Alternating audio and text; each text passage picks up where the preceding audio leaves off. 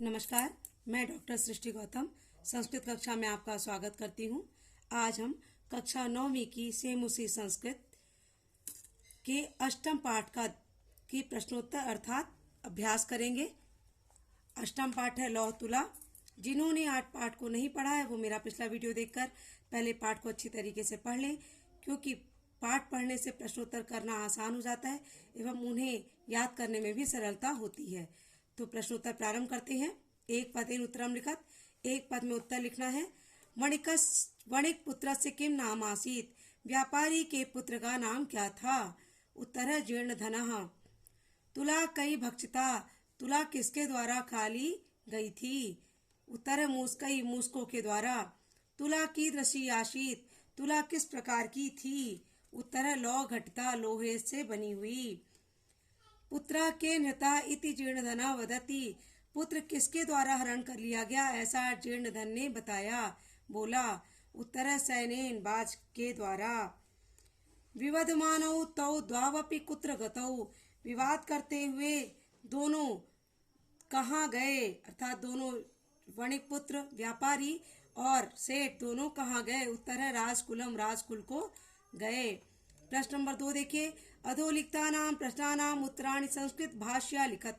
अधोलिखित जो प्रश्न है उनके उत्तर संस्कृत भाषा में लिखना है, अर्थात पूर्ण वाक्य में इनका उत्तर देना है। का प्रश्न देखिए। देशांतरम गंतुम इच्छन वणिक पुत्र किम व्यचिंत्यत, देशांतरम दूसरे देश जाने की इच्छा करते हुए वह व्यापारी क्या सोचा? उत्तर है देशांतरम गंतुम इच्छन वणिक पुत्र व्यचिंत्यत, दूसरे देश जाते हुए वह व्यापारी का पुत्र सोचा यत् अस्मिन् देशे स्ववीर्यतः भोगा भुक्ता तत्र विभवहीना यह वसेत सह पुरुषाधमः, इस देश में जो पराक्रम से ऐश्वर्य का भोग किया जाता है, जिनके द्वारा किया जाता है, उस स्थान पर जो धनहीन होकर रहता है वह अधम है, अर्थात नीच निर्लज्ज होता है।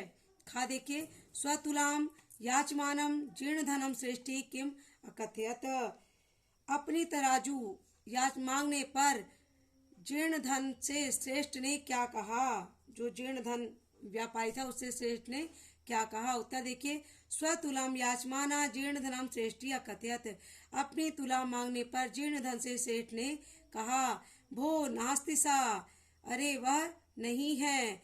तदीया तुला मूसकई भक्षिता, तुम्हारी जो तराजू है मूस के चूहों के द्वारा खा ली गई है, ऐसा सेठ ने कहा। प्रश्न नंबर 3 देखिए। जीर्ण धना गिरि गुहा द्वारम कया अच्छादय गृहम आगता, जीर्ण धन देखिए। जीर्ण धन गिरि अर्थात पर्वत की गुफा के द्वार को किसके द्वारा आच्छादय ढककर घर आ गया? उत्तर देखिए। जीर्णधरा गिरि गुहा द्वारम बृहस्शिल्या आच्छादय गृहम आगतः, जीर्णधन पहाड़ की गुफा के द्वार को वृहत बड़े से शिला से अर्थात बड़े से पत्थर से ढक करके घर को आ गया। घा प्रश्न देखिए। स्नानांतरम पुत्र विषय पृष्ठः वणिक पुत्र श्रेष्ठिना किम अवदत, स्नान के बाद पुत्र के विषय में पूछते हुए व्यापारी के पुत्र से श्रेष्ठ ने क्या पूछा, क्या अवदत बोला? उत्तर है स्नानांतरम, स्नान के बाद पुत्र के विषय में पृष्ठ पूछने पर वणिक पुत्र ने श्रेष्ठ को बोला, वणिक पुत्र ने श्रेष्ठ को बोला भो तो पुत्र नदी तटात शिशु शयन हता इति, हे तुम्हारे पुत्र को नदी के किनारे से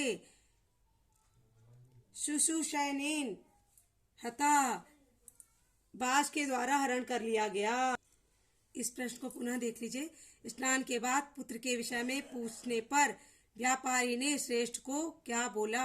उत्तर है स्नानांतरम, स्नान के बाद पुत्र के विषय में पूछने पर व्यापारी के पुत्र ने श्रेष्ठ को बोला भो तब पुत्र, तुम्हारा पुत्र नदी तट से बाज के द्वारा हरण कर लिया गया है। अंगा देखिए। धर्माधिकारिणा जीर्ण धन श्रेष्ठिनो कथम तोषितवन्तः, धर्माधिकारियों के द्वारा जीर्ण धन और सेठ को कथम किस प्रकार से संतुष्ट किया गया? उत्तर देखिए। धर्माधिकारिणः जीर्णधन श्रेष्ठिनो परस्परम संबोध्य तुला शिशु प्रदानेन तोषितवन्तः। धर्माधिकारियों के द्वारा जीर्णधन और सेठ को आपस में समझा बुझाकर तुला और शिशु का आदान प्रदान करके, यानी तुला और शिशु को दिलवाकर तोषितवन्तः संतुष्ट किया गया। प्रश्न नंबर 3 देखिए, स्थूल पदान्य अधिकृत्य प्रश्न निर्माणम करोति। ये जो स्थूल है, मोटे मोटे गहरे अक्षर हैं, शब्द हैं, इनको इस व्यवधान के लिए क्षमा कीजिएगा। जीर्ण धना, जैसे ये स्थूल पद है, इसको प्रश्न निर्माण करना है। जीर्ण धना विवक्ष्या देशांतरम गंतुम इच्छन व्यचिंतयत। जीर्ण धन के क्षीण हो जाने पर दूसरे देश जाने के लिए सोचा। तो जीर्ण धन का प्रश्नवाचक क्या हो जाएगा? कहा। कौन? धन के क्षय हो जाने पर दूसरे देश जाने के लिए सोचा। खा देखिए, श्रेष्ठिना शिशु स्नानोपकरणम आदाय अभ्यागतेन सा प्रस्थिता। इसमें प्रश्नवाचक शब्द किससे बनाना? अभ्यागतेन। सेठ बालक को स्नानोपकरण दे करके अतिथि के साथ भेजा। तो अभ्यागतेन के साथ ये कौन सा शब्द है? तृतीया एक वचन। तो श्रेष्ठिना शिशु स्नानोपकरणादाय केन सह प्रस्थिता। सेठ शिशु को स्नानोपकरण दे करके किसके साथ भेजा? गाहे वणिक गिर गुहाम बृहस्शिल्या। इसमें प्रश्नवाचक शब्द किसको बनाना है? बृहस्शिल्या को। आच्छादितवान। वणिक व्यापारी पर्वत की गुफा को बृहस्शिला से ढक दिया। तो प्रश्नवाचक शब्द कैसे बनेगा? वणिक गिरि गुहाम कया आच्छादितवान। व्यापारी पहाड़ की गुफा को किसके द्वारा ढक दिया या किससे ढक दिया? घा देखिए, सभ्यई तो परस्परम संबोधय तुला शिशु प्रदानेन संतोषितो। सभा के द्वारा दोनों को परस्पर समझा करके तुला शिशु प्रदान के द्वारा संतुष्ट कर दिया गया। तुला शिशु प्रदानेन, इसको प्रश्नवाचक शब्द बनाना है। तो कैसे बनाएंगे? सभ्यई तो परस्परम संबोधय। यहाँ पे दोनों शब्द सही हो सकते हैं। केन, क्योंकि ये तृतीया एक वचन है। प्रदानेन, तो यहाँ पे केन भी आ जाएगा और कथम भी आ जाएगा। केन अथवा कथम संतोषितो। सभा के द्वारा दोनों को परस्पर समझा बुझाकर केन किसके द्वारा संतुष्ट किया गया अथवा कथम अर्थात कैसे संतुष्ट किया गया। दोनों ही उत्तर सही होंगे। केन अर्थात किसके द्वारा संतुष्ट किया गया और कथम कैसे संतुष्ट किया गया। अगला प्रश्न देखिए, अधोलिखिता नाम श्लोका नाम अपूर्ण अन्वया प्रदत्ता पाठम आधृत्य तम पूर्यत। ये जो श्लोक है का अन्वय है या रिक्त स्थान है, इसको पूर्ण करना है। हालांकि आपके पुस्तक में ये पूर्ण ही दिया गया है, इसको रिक्त नहीं दिया गया है, लेकिन ये रिक्त कहाँ पर होंगे वो बताए दे रहे हैं। यत्र देशी अथवा स्थाने, तो जहाँ पर स्ववीर्यता है वहां पे आप लोग अंडरलाइन कर लें पुस्तक में, तो आपको समझ में आ जाएगा। स्ववीरता भोगा भुक्ता तस्मिन विभवहीना यह वसेत सा पुरुषाधमा। जिस देश में अथवा स्थान में स्ववीर अपने पराक्रम से भोग युक्त लोग रहते हैं, तस्मिन वहां पर धन से हीन जो वसेत अर्थात बसता है वह पुरुष अधम है। राजन यत्र लौह सहस्त्रस्य, तो यहाँ पे क्या हो जाएगा? तुलाम मूस्का खादंती तत्र सेना बालका हरेत। यहाँ पे बालक आ जाएगा। बालका हरेत अत्र संशय ना। हे राजन, जहाँ पर 1000 किलो लोहे की तराजू, यहाँ पे तराजू को चूहे खा सकते हैं, वहां पे बाज के द्वारा बालक का हरण करने में कोई संशय नहीं है। अगला प्रश्न देखिए, तत्पदम रेखांकितम कुरुत यत्र। उस पद को रेखांकित करना है जहां पर ये का में क्या मतलब लेप प्रत्यय नास्ति, जहां पर लेप प्रत्यय नहीं है। जैसे विहस्य, इसमें लेप प्रत्यय है, वी उपसर्ग है, हस धातु है और लेप प्रत्यय है विहस्य। लौ सहस्त्रस्य, ये षष्ठी एक वचन है, इसलिए यहाँ पे लौ सहस्त्रस्य में लेप प्रत्यय नहीं, इसलिए इसका ये उत्तर होगा। संबोधय में भी लेप प्रत्यय है और आदाय में भी लेप प्रत्यय है। खा देखिए, यत्र द्वितीया विभक्ति नास्ति, जहां पर द्वितीया विभक्ति नहीं है उसको रेखांकित करना है, अलग से बताना है। तो श्रेष्ठिनम स्नानोपकरणम, इन सब में द्वितीया विभक्ति है। सत्वरम, सत्वरम अर्थात होता है शीघ्र, इसलिए यहाँ पर द्वितीय विभक्ति नहीं है। कार्य कारणम में भी द्वितीय विभक्ति है। गा देखिए, यत्र षष्ठी विभक्ति नास्ति, जिसमें षष्ठी विभक्ति नहीं है उसको रेखांकित करना है, अलग से आपको बताना है। पश्यतः, इसमें षष्ठी विभक्ति है। स्ववीरतः, इसमें षष्ठी विभक्ति नहीं है, इसलिए इसका उत्तर स्ववीरता होगा। अगला प्रश्न देखिए, संधिना संधि विच्छेदेन व रिक्त स्थानानि पूर्यत, संधि करना है अथवा संधि विच्छेद करना है। जिसमें संधि है उसको विच्छेद करना है और जिनमें संधि विच्छेद है उनकी संधि करना है। जैसे यहाँ पर प्रश्न दिया था श्रेष्ठ याह, और आप पुस्तक में देखेंगे तो आह दिया है, तो इसमें शब्द क्या हो जाएगा, श्रेष्ठी, श्रेष्ठी धन आह।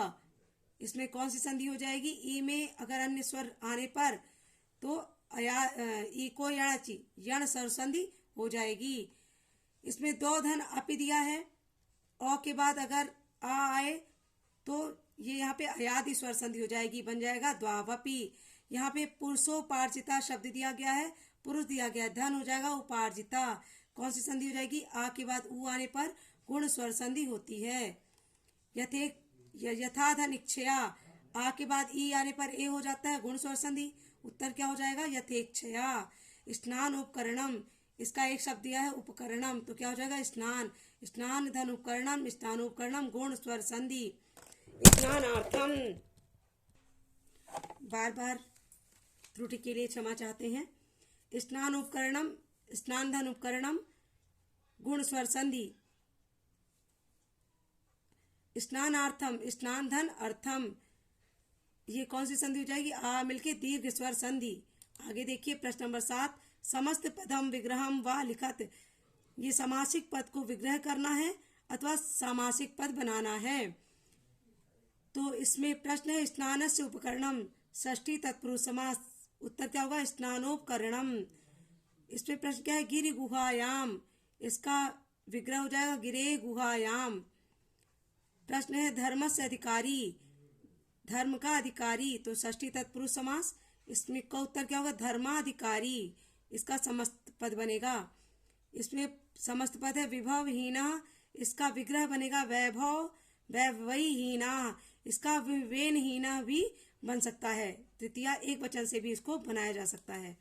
अगला प्रश्न देखिए, प्रश्न नंबर 7 का ही आ है, यथापेक्षम अधोलिखितानां शब्दानां सहायतया लौह तुला इति कथाया सारांशम संस्कृत भाष्या लिखत।